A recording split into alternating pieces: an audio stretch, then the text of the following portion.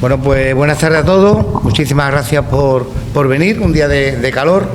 Si os voy a pedir un favor antes de empezar, que por favor no hacerle mucho caso y no llevarse las piedras del fuerte para este tema. Es decir, que las piedrecitas las dejáis allí, por favor, ¿vale? Que tenemos pocas. Bueno, quitando un poco la broma, hace 9 años, un día paseando por las ruinas del fuerte, pues se me ocurrió la posibilidad de poner en valor nuestro origen. Yo al principio pues conté con Pepe Díaz, que es socio fundador de la asociación, y bueno, nos llamaban locos, nos decíamos que aquello era imposible, y bueno, con el trabajo primero tuvimos la suerte de encontrar todos los planos en los archivos de Simancas, porque la obra fue mandada por el primer Borbón de España, por Felipe V, y tuvimos la suerte de encontrar todos los planos. Es verdad que al principio nos costaba mucho llegar a la ciudadanía en las redes sociales con planos, pero surge la figura de Manuel Romero y otra forma de ver, que luego voy a ver algún vídeo de él. Sí, perfecto. Esto es una 10ª parte de lo que nos ha hecho para nosotros y para el pueblo de La Línea. Sí deciros que todas las recreaciones de Manuel Romero, cedidas a la Asociación del Fuerte, nosotros las hemos cedido gratuitamente al Ayuntamiento de La Línea para que con ella pueda hacer un uso cultural o turístico para la ciudadanía y para los turistas. Os cuento que seguimos con la oferta educativa. Deciros que somos la oferta educativa, excepto este año, que los últimos 8 años ha tenido pues anualmente más de 1000 niños de todos los colegios. Este año la terminamos en el mes de junio porque tuvimos algunos problemas con el tema de lluvia en el mes de febrero y marzo. Y bueno, la fuerza que esos niños han hecho con la ayuda, lógicamente, de los medios de comunicación, ¿no? Sin ellos, pues sería imposible el que hayamos llegado a tantos hogares. Con esa fuerza con que los niños han visto nuestro origen, llegando luego al mediodía a la casa y comentando con sus padres, pues nos ha ayudado muchísimo a que la ciudadanía pudiera visualizar un poco lo que pretendíamos. Bueno, después de muchísimos problemas en estos 9 años, muchas disputas con el ayuntamiento, con subvenciones que se pedían y se perdían, con gestiones que a nosotros, particularmente como entidad, pues nos parecían que estaban un poco fuera de lugar, pues conseguimos, con el cierre de la térmica de carbón de los barrios, conseguimos que el Ayuntamiento de La Línea solicitara una subvención para Torrenueva, que es el bien de interés cultural más antiguo que tenemos en La Línea, que es del siglo XVII, y para la primera fase de reconstrucción del fuerte de Santa Aurora. Entre las dos subvenciones, aproximadamente 1.200.000 euros, de lo cual estamos muy contentos, y en un principio, tal como estáis viendo, se van a poner la limpieza de los fossos. Sí deciros que la obra más retrasada, porque la empresa Guamar, al principio de empezar a ejecutar el proyecto, empezó a mezclar las piedras de 300 años con piedras de otra cantera y enterrándolas en la arena. Automáticamente me puse en contacto con Antonio Muñoz, presidente de Verdemar, y presentamos una denuncia en la Delegación Territorial de Cultura de la Junta de Andalucía. Eso hizo pues que le dieran un tirón de oreja tanto a la empresa como al ayuntamiento y que las cosas a partir de ese momento se hicieran como tienen que hacerse cuando es un bien de interés cultural. Se han retirado, si pasáis ahora en verano, pasáis por allí, se han retirado las piedras que tenían un color amarillo, que eran muy grandes. Esas piedras pertenecen a San Felipe, y se han retirado a continuación de la línea de contratación, que es la parte lateral entre el Instituto Tolosa y el edificio Baluarte. Por ahí hay otro baluarte que es San Benito, ahí se están poniendo las piedras para en un futuro poner en valor también aquel paseo. Bueno, estamos en un principio muy felices de que por fin pues nuestro origen se ponga en valor. Yo poco más voy a comentar porque creo que en este caso nuestro vicepresidente segundo, Jaime Chacón, nos va a contar. Después de Pepe Díaz nos van a contar un poquito el por qué se queda la línea de contratación. Pepe Díaz en un principio nos va a hablar el por qué, tras la pérdida de Gibraltar, se construye esa línea. Jaime nos va a contar un poquito el asentamiento de personas que llegaron a raíz de construir esa línea de controlación. Y Tito Vallejo, que es también socio y colaborador nuestro, pues nos contará un poquito algo de los asedios y nos trae, creo, una maravilla ahí en planos y demás. Darte las gracias, Juan Carlos, creo te animo a seguir haciendo todo lo que haces. Agradecerte personalmente como presidente en nombre de la asociación el que hayas tenido el detalle de invitarnos a dar a conocer al pueblo de la línea y a los presentes pues lo que queremos hacer, lo que estamos haciendo. Y nada, le cedo la palabra a Pepe. ¿Vale, Pepe? Venga, muchas gracias. Bueno, de todo, buenas tardes. Y yo creo que ya seré breve que intentar no volver a cantar lo que no sabemos, pero sí que nos podamos colocar en situación. Para colocarnos en situación hay que tener en cuenta agosto de 1704, cuando una flota anglo-holandesa, decide venir a invadir Gibraltar. Habían estado primero en Barcelona, donde habían intentado de conquistar Barcelona, pero habían sido rechazados. ¿Por qué? Es lo primero, porque deciden primero los ingleses, o esta flota anglo-holandesa venía a atacar a Barcelona o como después hizo Gibraltar. Resulta que en esos momentos había una guerra de sucesión aquí en España. Por un lado, como ya han dicho mis compañeros, estaba Felipe V, que era aspirante al trono, y por otro lado estaba Carlos III, el archiduque Carlos, que reclamaba el trono, porque decía que era el heredero apropiado. El resultado, que hay una guerra donde se hacen dos bandos. Por un bando están los Borbones, apoyados por Francia, que era lo que no quería, el resto, que era Austria, Alemania, Inglaterra y Países Bajos, no quería que Francia y España se unieran, porque en ese momento era la gran potencia mundial por los territorios que había en América. El resultado, bueno, van a Barcelona, no consiguen Barcelona y ante el fracaso llegan aquí y se encuentran con un Gibraltar que tenía 60 soldados, había 175 cañones, una fortaleza impresionante, y no había quien los manejara, no había nadie para defender la plaza. Entonces deciden, y así lo hacen, conquistar Gibraltar en nombre del rey Carlos III, en nombre del aspirante al trono de España, no en nombre de Inglaterra.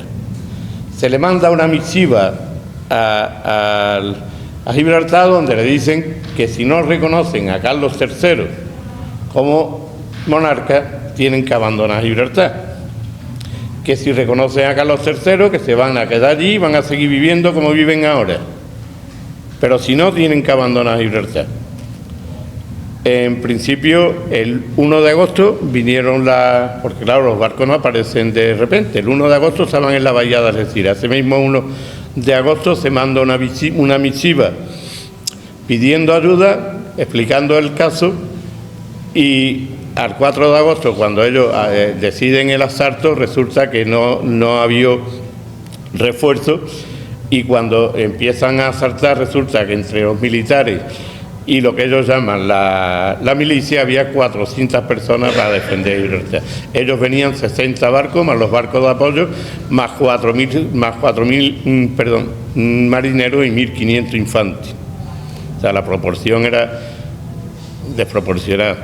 Aún así, comienza la confrontación y ellos resisten durante 6 horas. Se calcula que se mandaron 30.000 proyectiles en 6 horas del asalto, 30.000 proyectiles contra la ciudad, y luego se intenta un desembarco. Por lo visto, en la playa de los Catalanes, si no me equivoco, se intenta un desembarco de unos 100 soldados, pero ahí los españoles habían puesto una mina y resulta que cuando llega se cargan a la mitad. Y eso, muy lejos de quitarle las ganas, espolean a los atacantes, que ya hacen un desembarco con todas las tropas. El caso final es que se ven obligados a capitular. En la capitulación, ¿qué es lo que dice? Bueno, nosotros nos vamos y nos vamos a llevar todo lo que podamos, vamos a salir con la bandera ondeada, y no vamos a tener ningún problema. Se llega a ese acuerdo y es cuando empieza lo que se llama el éxodo, que si habéis estado en el Museo de San Roque, pues veréis que allí hay un relieve que refleja el éxodo, las carretas con los ciudadanos que abandonan Gibraltar con sus pertrechos. Allí está también el pendón que se supone que Juana la Loca había bordado cuando en 1502 Gibraltar pasa a ser de la corona española, porque con anterioridad pertenecía a Medina Sidonia. En 1502 pasa a la corona española y también se elevan lo que es la iglesia, se elevan todas las imágenes y todas las pertenencias que pueden.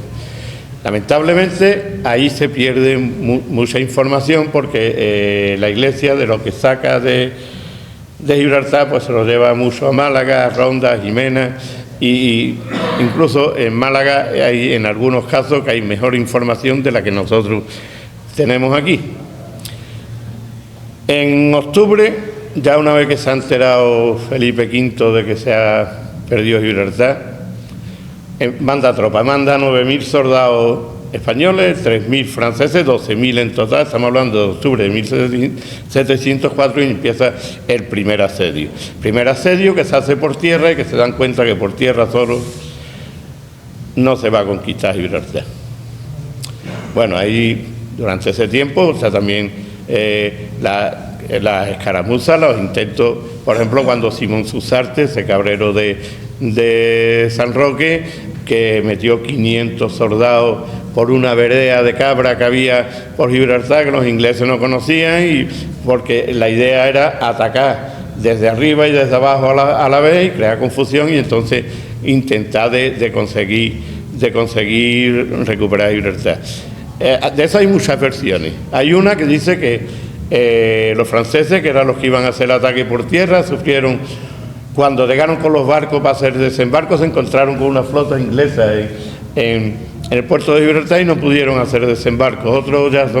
Otras versiones son más retorcidas, que querían esperar, por ejemplo, a mariscal TC, que venían al día siguiente, y para que no se llevara la gloria a un cabrero.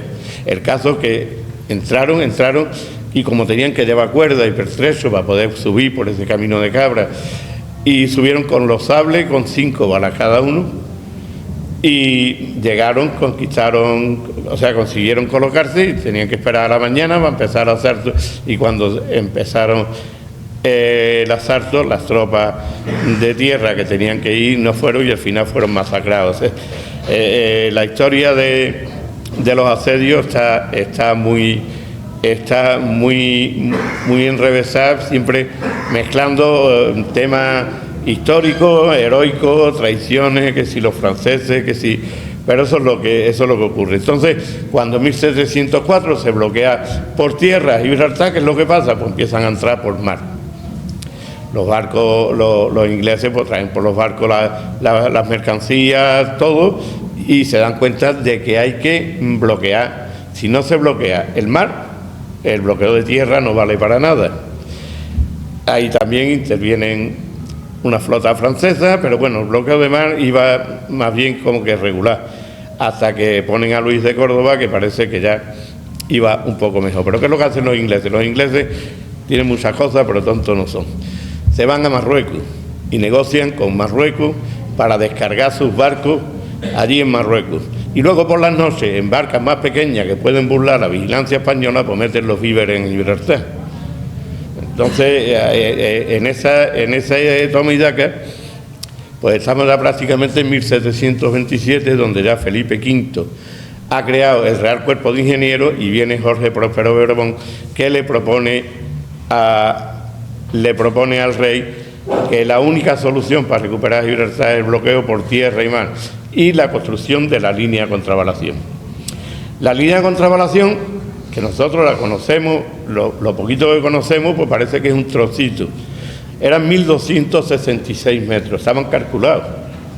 Estaban los dos fuertes y luego los 3 baluartes, y había 211 metros entre cada uno, para que nunca las balas pudieran hacerse daño propio. Pero además empezaba, como bien ha dicho Miguel Ángel, en Torrenueva, luego bajaba al fuerte de la Tunara, que estaba más o menos enfrente de la iglesia del Carmen.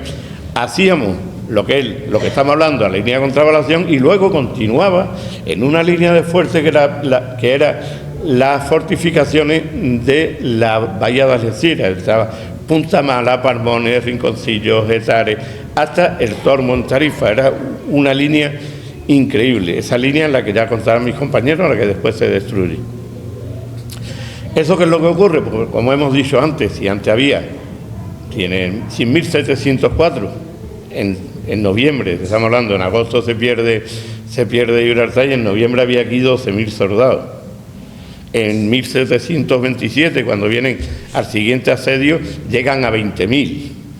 Todas esas tropas, como siempre se ha dicho, todas esas tropas necesitaban gente, necesitaban comer, necesitaban vestirse, necesitaban comercio. Y ese comercio, el que se asentaba, el que nosotros decimos siempre que se asentaba aquí, en nuestra ciudad. Ten en cuenta que si Gibraltar no se llega a perder, no sabemos si existiría hoy la línea, San Roque, los barrios, o incluso Algeciras, que estaba desierta, la habían abandonado después de la destrucción de cuando y no vivía nadie, porque en Gibraltar, en la línea, era donde tenían el ganado, donde tenían las cosechas, pero no de 1704, cuando era Alfonso XI, en el año 1349 viene a invadir Gibraltar. Lo primero que hace es matar ganado y destruir las cosechas para quitarle la comida. O sea, que cuando nosotros decimos, o cuando la asociación dice que el origen de la línea está en la línea de contravalación y en la pérdida de Gibraltar, es porque si no se hubiera perdido, probablemente esta población que tenemos sería, pero igual no seguiríamos llamando Gibraltar, nos llamaríamos de otra forma, porque todo esto nace a consecuencia de la pérdida de Gibraltar. Es importante porque si nos ponemos a pensar esas cosas, hay muchas cosas. De hecho, San Roque y los barrios, su fecha de fundación es 1704. No es ni antes ni después. Y Algeciras, cuando se empieza a repoblar, es en 1704, porque Algeciras estaba abandonada. ¿Esto qué es lo que ocurre? Pues que directamente a nosotros, estos 300 años, 322 años de que se perdió Gibraltar, en agosto hace 322 años, pues han generado el pueblo que tenemos y la gente como somos. Igual que Gibraltar tiene su población con su personalidad, porque no me va a salir la palabra, la línea, San Roque, Algeciras y los barrios tienen su personalidad propia debido a esa pérdida. Y luego ya, debido también a esa secuencia de acontecimientos que ha hecho que lleguemos hasta nuestros días. Y he dicho que iba a ser breve, y quiero ser breve. No he querido meterme en cifras, no he querido meterme en lo que siempre contamos de Gibraltar. He querido hacer un par de notas para que veáis otro enfoque y a quien le guste y pueda ver que hay muchísimos otros temas que a consecuencia de la pérdida de Gibraltar pues son muy bonitos. En su día el Instituto de Estudios Campos Gibraltareños sacó una revista, Almoraima, que tenía muchos estudios de ese tipo, que a mí personalmente me encanta leerlo, y viene incluso hasta los nombres y apellidos de los que fueron a cada pueblo. Yo, si os gusta el tema, os recomiendo que busquéis la revista Almoraima a partir del 31 o 32 y veáis los artículos que son muy, muy interesantes. Y no me quiero prolongar porque el acto está muy bonito, lo que trae Tito es digno de ver, y no quiero que para cuando llegue el momento esté aburrido. Espero haber sido comedido. Y ahora Jaime te toca, ¿no? Bueno, yo sí me gustaría, antes de que Jaime empiece, hay una personita por aquí que es el vicepresidente primero de la Fundación, que siempre está escondido de otro trabajo, que es Dani. ¿Cómo está Dani? Un aplauso para él.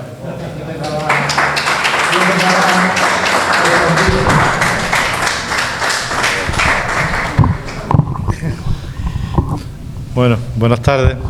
Te has comido todo, ¿eh? Bueno, no, vale. Yo voy a contar un poco de cómo el porqué de la ciudad de la línea, por qué florece la ciudad de la línea y cómo se forma la ciudad, aunque más o menos todos lo entendemos. Pero esto, evidentemente, antiguamente aquí solo existía Gibraltar y su campo, no, como bien ha dicho Pepe, no existía San Roque, no existían los barrios, Algeciras llevaba 300 años abandonada, o sea que prácticamente no había nada, y solamente existía la ciudad de Gibraltar.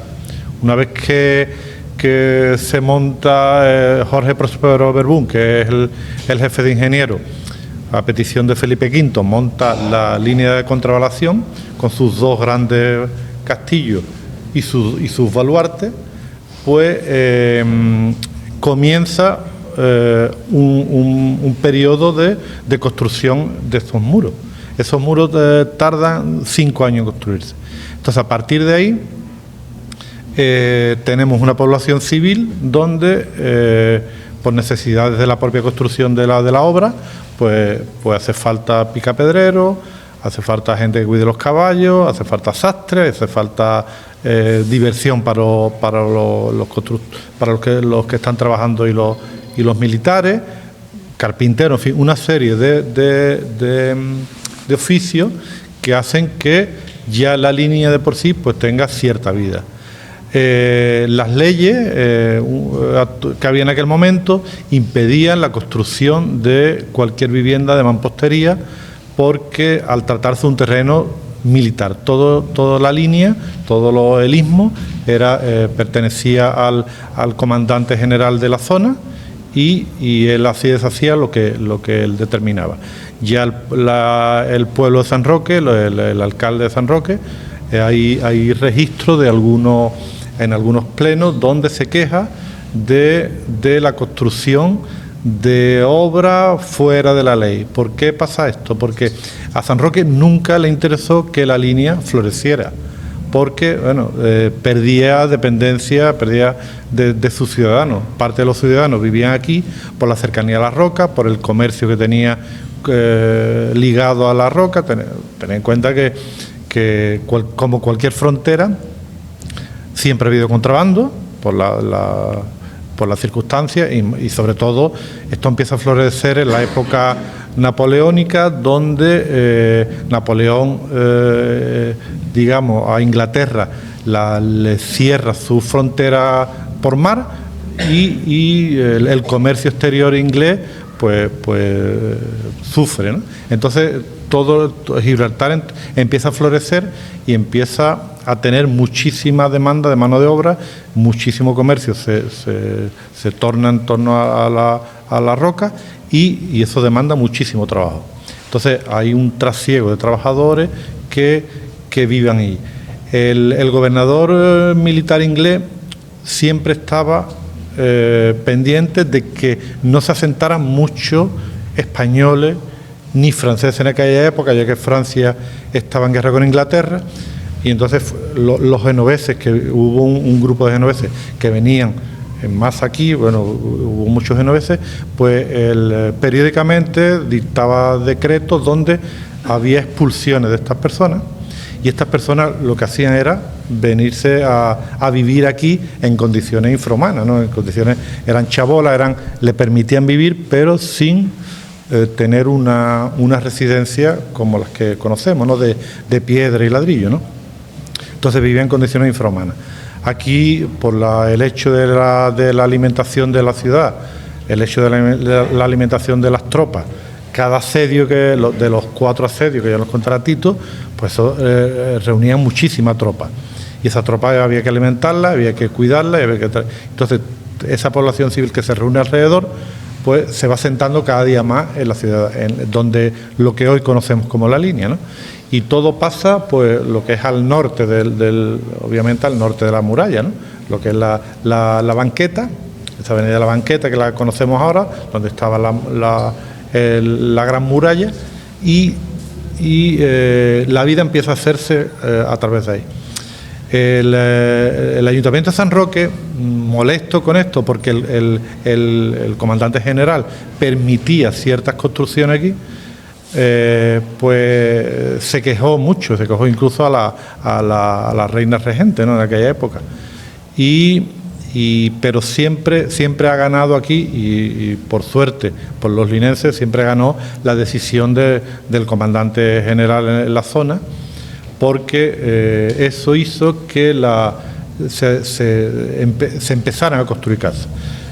Aquí de las primeras calles se construye la calle Real, todo en forma chabacana, de barro, caña, lona, y con el sentido de llegar hasta lo que hoy conocemos como la comandancia, que era el baluarte principal del fuerte, y además una pequeña plaza de armas había allí, y donde se reunían, donde era, digamos, la parte principal de lo que es de la línea de contraprestación. Entonces, a partir de esa calle Real que se forma, para que la gente de San Roque llegara sin miedo a la comandancia, protegido por la línea de contraprestación, pues comienza a formarse la línea. Ya pasan muchos años, llega Napoleón, pide permiso para entrar en España, ya sabéis, para ocupar Portugal, y decide las tropas napoleónicas de quedarse en la península ibérica. Empiezan a avanzar hasta que llegan a la zona.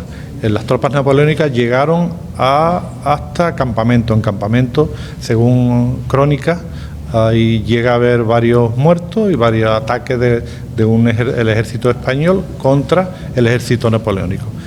El miedo que le tenía la autoridad de Gibraltar era que estas instalaciones tan defensivas y tan ofensivas a la vez sirvieran para reconquistar Gibraltar por parte de los franceses. Entonces, el gobierno español, a petición del gobierno inglés, le permite la voladura de estas instalaciones.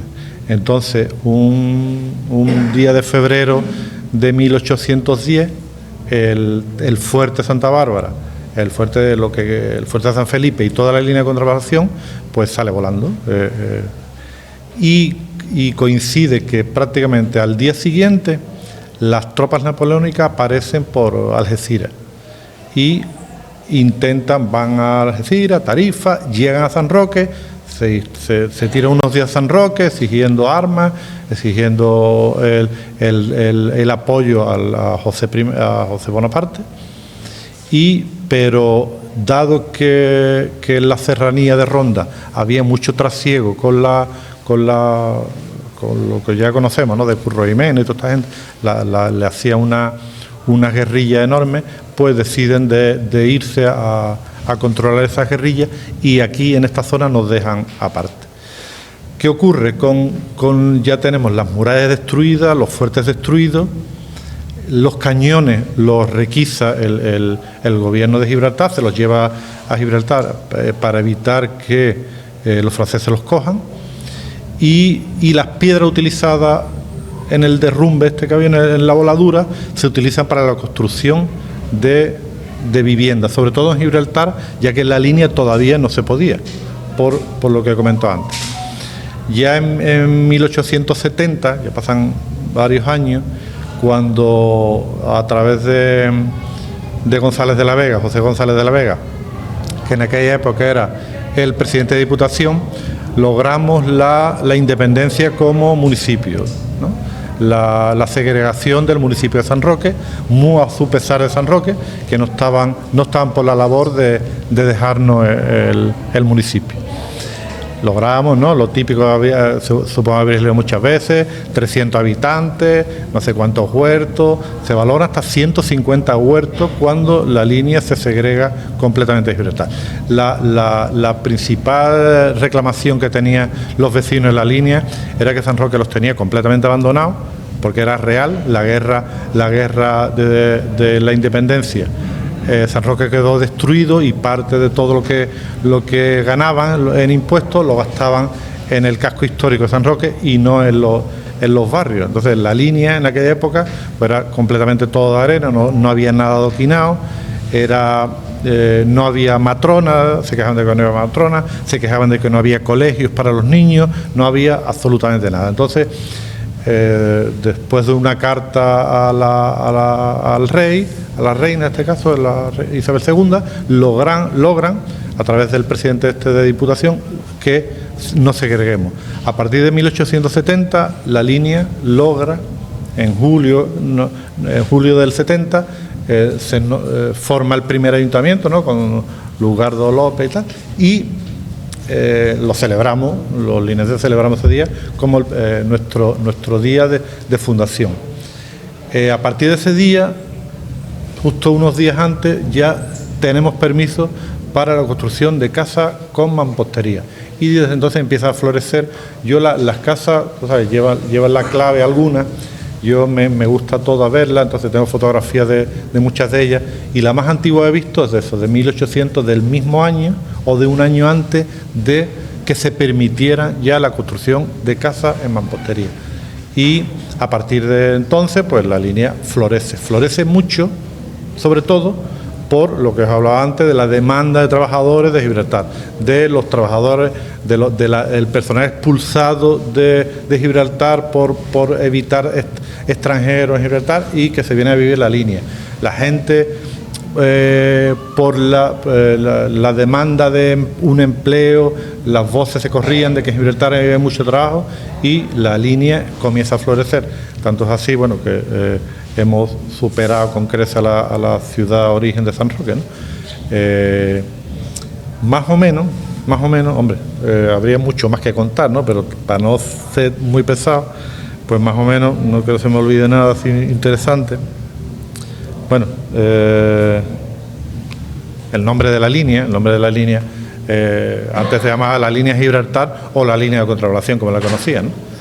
Se llama la línea de Concepción por la patrona de la infantería. Ten en cuenta que la línea siempre ha estado muy ligada al ejército, porque todo, como he dicho antes, todas estas tierras eran militares, y hasta todavía hace poco ha habido con algunos terrenos municipales que realmente la propiedad de dichos terrenos pues todavía recae en el ejército, ¿no? O sea, estos son terrenos militares por la intención que tenía siempre España, o bien de recuperar Gibraltar en un momento dado, y también para evitar el expansionismo que se hacía en gala el ejército inglés, ¿no?, que su afán imperialista pues tenía el afán de reconquistar tierra.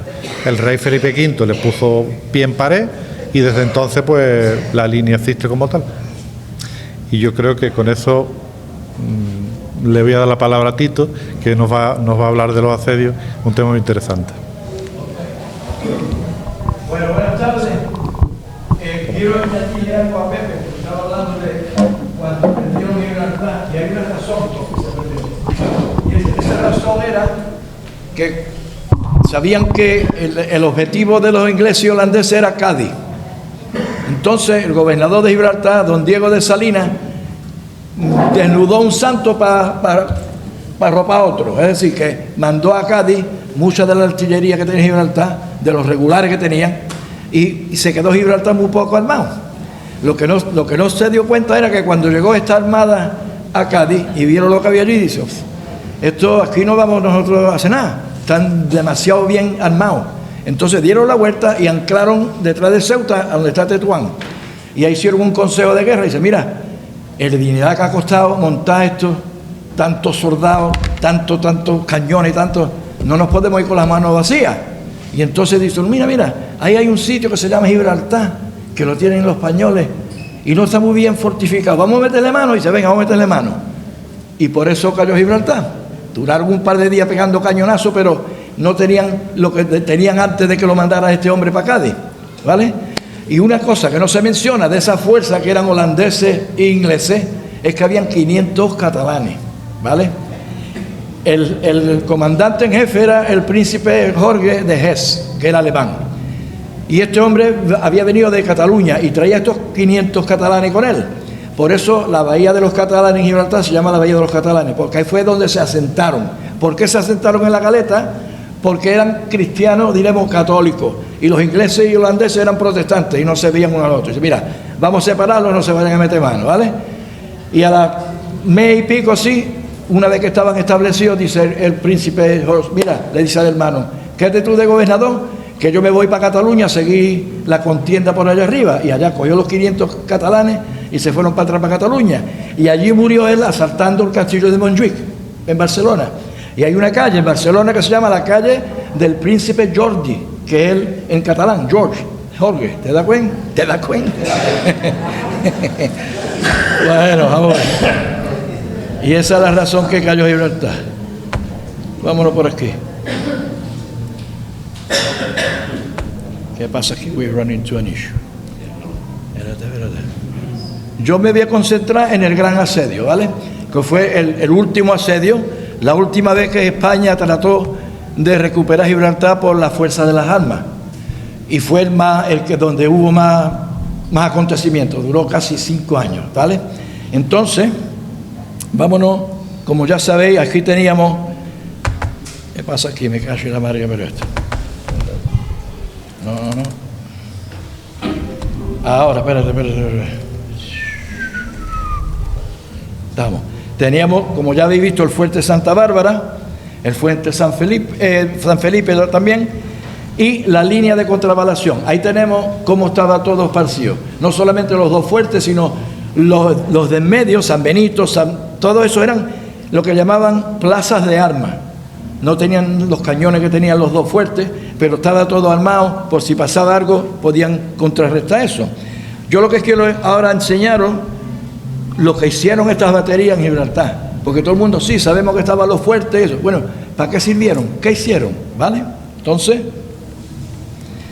por ejemplo, ahí tenemos cañones españoles que le llamaban empotrados. Empotrados porque estaban empotrados en la tierra, amarrados a unas planchas de madera, y la bala llegaba al quinto pino. Esa era la razón.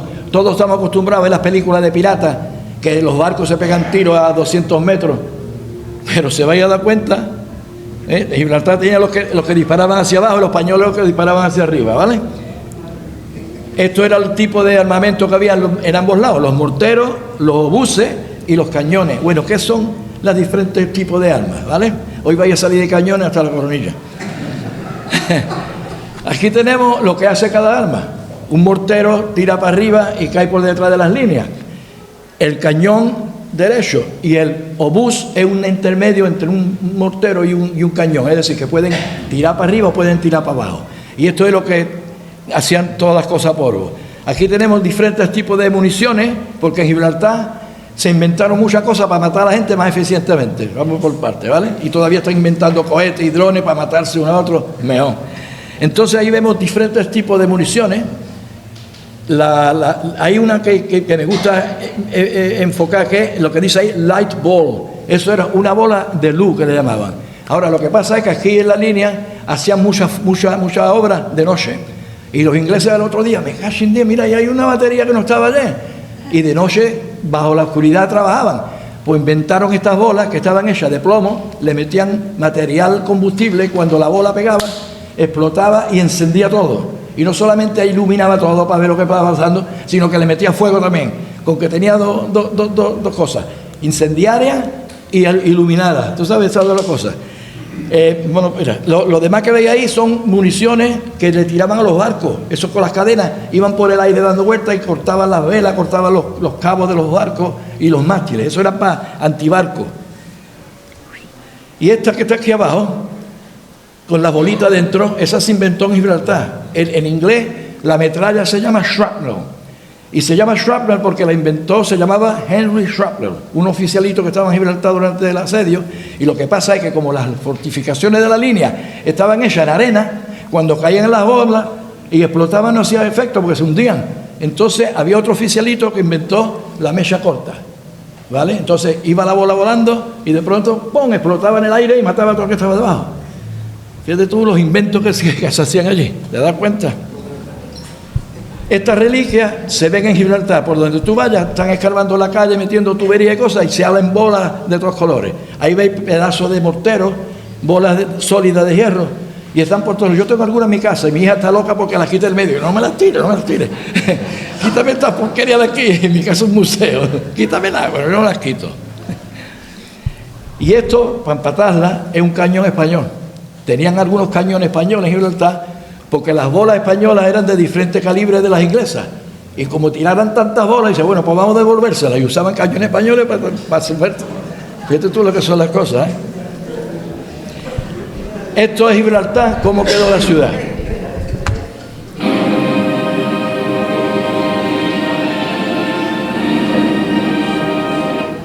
Se la cargaron. Gibraltar, la ciudad, la arrasaron, ¿vale?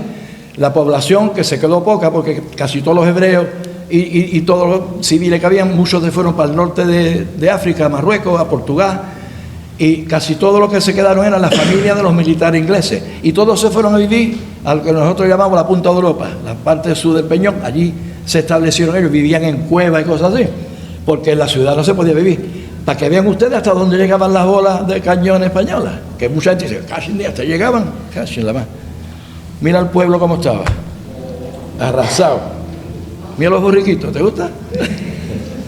¿Eh? Mira cómo quedó el pueblo. Y ese edificio que veis ahí, si conocéis Gibraltar, esa es la catedral de la Santa María la Coronada, la catedral de Gibraltar, católica. Y veis por las calles los cascos de los morteros, y el gobernador ordenó que todas las calles la araran, que la levantaran, que se quedara arena nada más. ¿Para qué? Para que cuando caían las bolas se hundieran en la arena y no botaran, ¿tú sabes? Si conocéis Gibraltar, este es el casement, y la entrada de la calle Real. ¿Veis? Todo destrozado. En el pueblo no vivía nadie. Y para que vean ustedes dónde llegaban las bolas, ¿veis todos los impactos en el castillo? ¿Veis todos los boquetes del castillo? Ahora, si veis, las paredes del otro lado del castillo están lisas, pero las dos que miran hacia España, llenitas de boquetes. Mira todos los impactos de bola de cañón. Y dice, ¿es que ve dónde llegaba una bola de cañón? Pues sí, señor, llegaban hasta el Quinto Pino. Y esto era parte de la entrada de Gibraltar, que lo que ustedes han entrado por el puente. ¿Veis las murallas, todos los impactos? Muchos están tapados con ladrillo y toda la película. Ahí va, ¿ves? Fíjate todos los impactos de bola de cañón. Ahora venemos a este hombre, el almirante Barceló, que tenía una flota de barcos cañoneros, botes cañoneros, y tenía una base en Getares. La misión de este hombre era bloquear el peñón de barcos que entraran con suministros, ¿vale? Y no tenía más gusto que tenían los botes cañoneros estos, de ir al sur del peñón de noche a bombardear, a hacer la puñeta allí, ¿sabes? Y después se quitaba del medio, pegaban 3 o 4 tiros, venga, quítate del medio antes que salgan y nos tiren, ¿vale? Aquí tenemos un cañonero. Ahora, habían algunos barquitos ingleses veloz que a veces podían partir el bloqueo, ¿vale? Y uno de ellos se llamaba, en inglés, Flying Fish, que es el pescado volador, un volador. Y el dueño, Turnbull, tiene una calle en Gibraltar, Turnbull's Lane, a su honor, porque este era un barquito que se colaba, venían de Marruecos trayendo suministros y cosas, y era tan veloz que se colaba. Aquí están los... ¡Preparen los cañones! ¡Apunten al peñón! Sí, mi capitán. ¿Vale?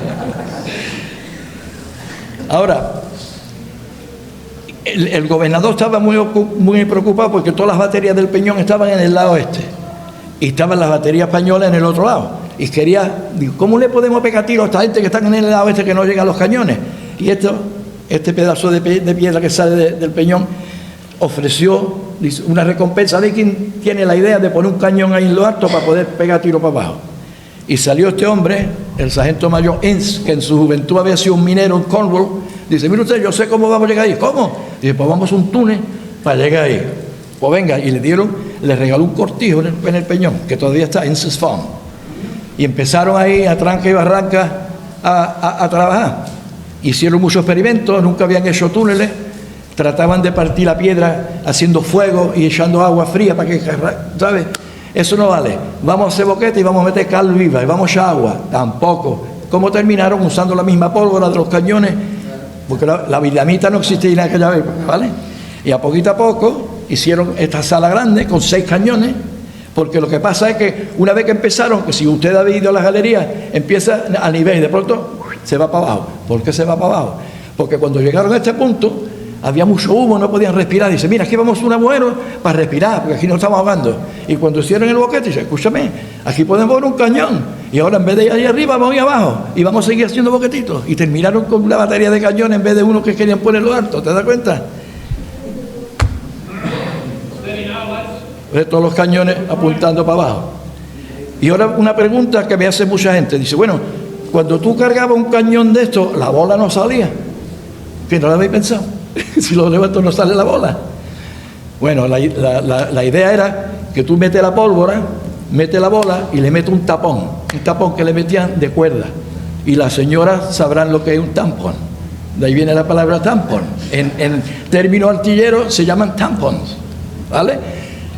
Cuando usaban, que después voy a hablar de las bolas rojas, pues le metían el tapón seco, uno mojado, la bola y después otro tapón, para que la bola no hiciera contacto con la pólvora, porque estaba rojo vivo, ¿vale? Ahí tenemos otra batería. Más abajo.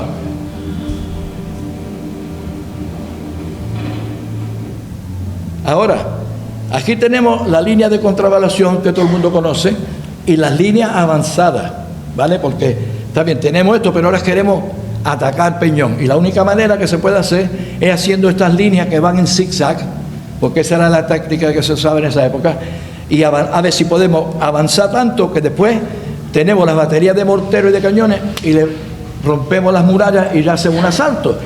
Y esa era la idea de estas líneas avanzadas, aquí un poquito más cerca.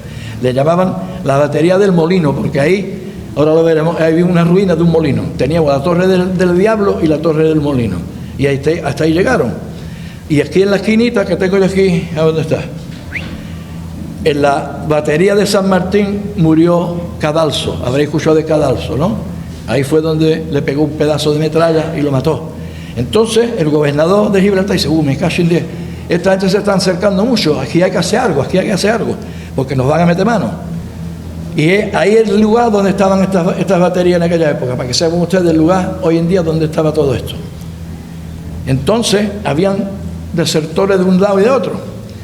Y por desertores españoles se enteró el gobernador que aquí, como estaban tan seguros detrás de las murallas, se tiraron el lujo de, igual como Salinas, de mandar muchas de las tropas regulares más adentro a seguir combatiendo.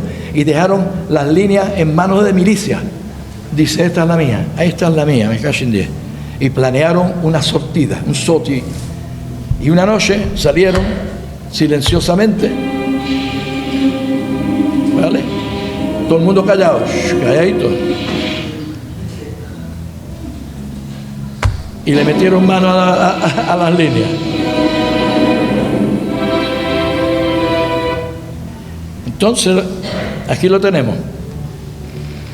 Las tropas que se ven todas ahí en línea eran alemanes, eran hannoverianos, ¿vale? ¿Y por qué habían alemanes en Gibraltar? Habían 3 regimientos alemanes. Porque el rey Jorge, que cogió la corona inglesa, era alemán. Ese tío se murió y no sabía hablar inglés, aguántate. Y sí, de verdad, y los ingleses no les gustaba eso, que tenemos un alemán aquí de rey en Inglaterra. Y entonces sus concejales le dijeron, mire usted, señor, para coger que la gente lo apoyen, ¿por qué no mandamos algunos regimientos alemanes a Gibraltar y a América? Porque acordarse que esto estaba pasando al mismo tiempo que la guerra de independencia estaba pasando en América, con Washington y todo eso. Entonces mandaron 3 regimientos a Gibraltar y 2 a América.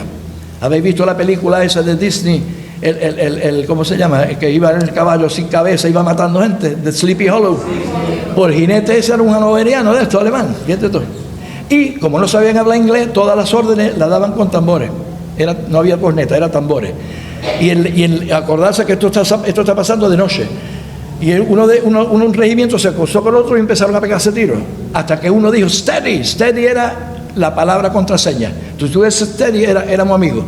Y menos mal que dijeron eso, si no se matan uno a otro. Y entonces, ahí tenemos a los alemanes haciendo guardia, por si había una contraataque de la parte española, y todos los que están destruyendo las líneas son ingenieros, zapadores y gibraltareños. que ahora voy a enseñar, hasta la lista de nombres de los que fueron allí, que eran portugueses, españoles y genoveses. Toma.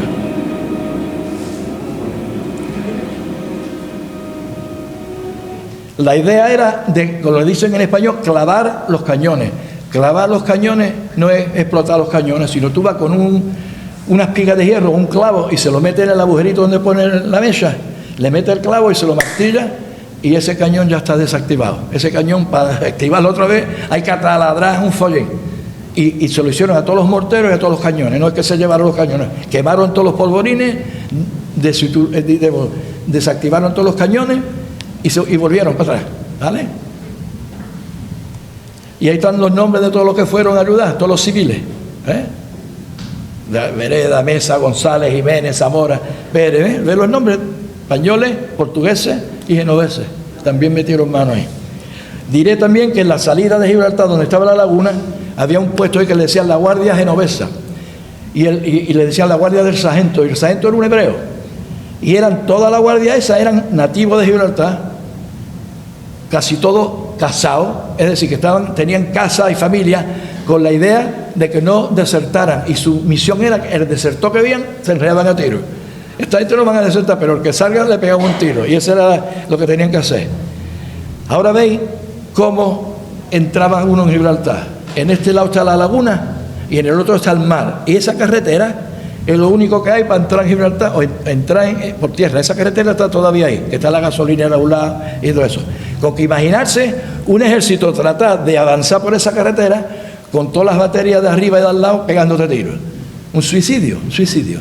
Entonces, una vez que ya habían destrozado las líneas avanzadas, pensaron los españoles, por tierra ya no vamos a tratar, ahora vamos a tratar por el mar, ¿vale? Que hay una frente más grande. ¿Estamos? Entonces, este hombre, Dalcón, francés, fue el que hizo las baterías flotantes. Tan desesperados estaban que hicieron una competición. Dice, vamos a ver quién viene con la idea más grande de cómo vamos a tomar Peñón. Y salieron unas ideas fantásticas de un fuerte flotante con cañones, cometas con bombas, escaleras gigantes con rampas.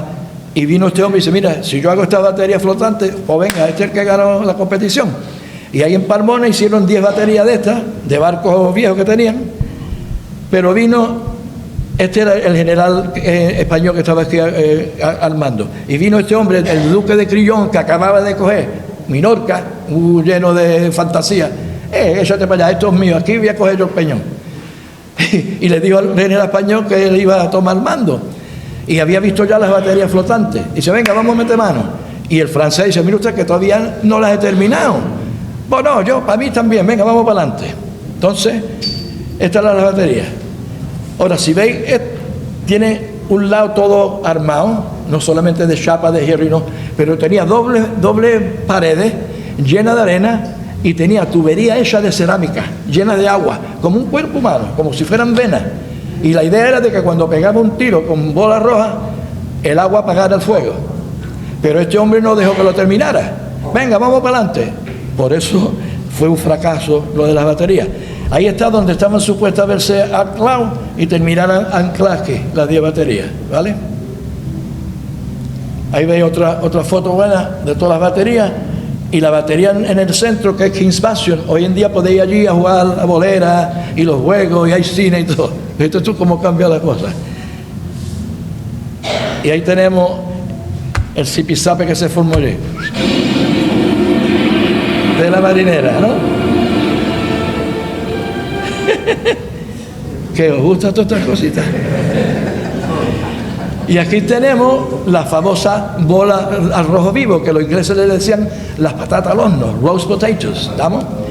Y esto, el brasero que veis ahí de hierro, os diré que llevaban las bolas en carro de arena a los cañones, ¿vale?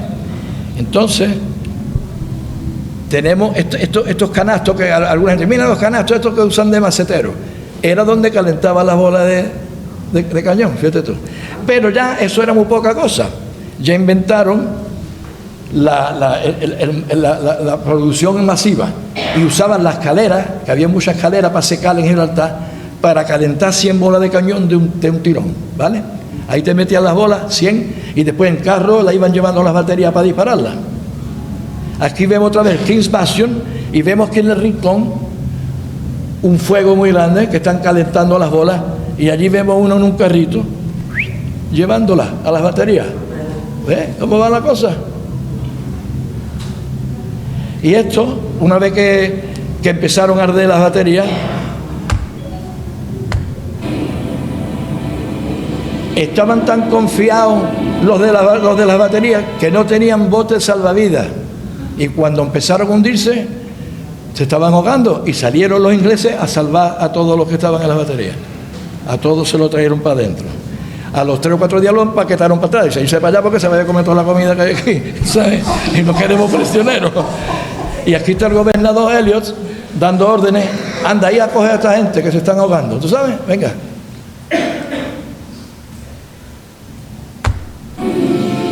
Mira cómo terminaron todas las baterías.